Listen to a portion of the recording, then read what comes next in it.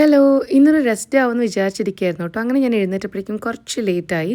ഇത്രയും സമയം ഫോണിൽ കുത്തിക്കൊണ്ടിരിക്കുകയായിരുന്നു കേട്ടോ. അപ്പോഴാണ് കൺമണി എഴുന്നേറ്റ് വരുന്ന രംഗം കിട്ടിയത് കേട്ടോ. അപ്പോൾ ഞാൻ വിചാരിച്ചു അതെന്തായാലും ഷൂട്ട് ചെയ്യണമെന്ന്. അതാ അവളിങ്ങനെ എഴുന്നേറ്റ് വരികയാണ് കേട്ടോ. കൺമണി ചെറുപ്പം മുതൽ തന്നെ എഴുന്നേറ്റ് വരുമ്പോൾ ഭയങ്കര പ്ലസൻ്റായി ചിരിയോടെയാണ് കേട്ടോ വരാറ്. അങ്ങനെ ഞാൻ പറഞ്ഞു ഹായ് പറയുന്നു. അങ്ങനെ അവൾ ഹായ് ഒക്കെ പറഞ്ഞു. അവൾ എഴുന്നേറ്റ് വരുന്നത് സമയം 7 മണിയൊന്നുമല്ല കേട്ടോ, 9:10.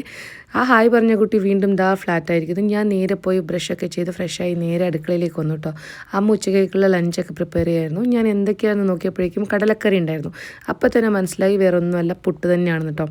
പുട്ടും കടലയാവുമ്പോൾ അതിൻ്റെ കൂടെ കുടിക്കാൻ എന്തെങ്കിലുമൊക്കെ വേണം, കാപ്പിയോ ചായയോ അങ്ങനെ. അങ്ങനെ ഞാൻ പെട്ടെന്ന് തന്നെ ചായയൊക്കെ ഉണ്ടാക്കി കേട്ടോ. അങ്ങനെ ചായയും പുട്ടും കടലക്കറിയൊക്കെ ആയിരുന്നു എൻ്റെ ബ്രേക്ക്ഫാസ്റ്റ്.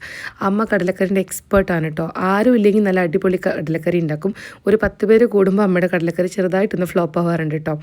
അങ്ങനെ അതൊക്കെ കഴിഞ്ഞ് ഫ്രീ ആണെന്ന് വിചാരിച്ചൊരു ദിവസമായിരുന്നു. പക്ഷേ അപ്പോഴേക്കും അച്ഛൻ്റെ ഫോൺ വന്നു. അപ്പോൾ ഞാൻ ആ വഴിക്ക് പോവാണ് കേട്ടോ. ടാറ്റാ.